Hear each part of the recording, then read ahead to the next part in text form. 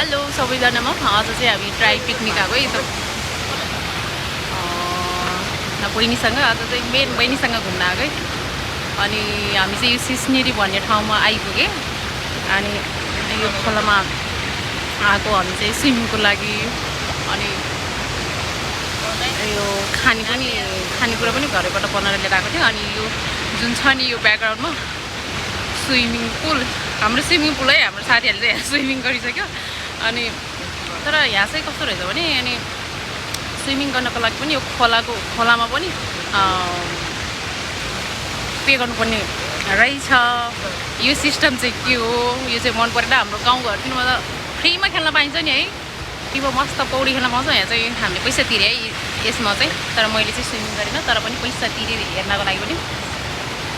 बहिनी तिम्रो साथी त खतरा आइज त, साथी बेस्ट फ्रेन्ड कस्तो रमाइलो भयो। यता हाम्रो दाइ हुनुहुन्छ, उता हाम्रो भाइ हुनुहुन्छ, यता म र यता हाम्रो खानेकुरा छ। यता हाम्रो बहिनी, मैले अघि नै भनिसकेँ नि तिम्रो त।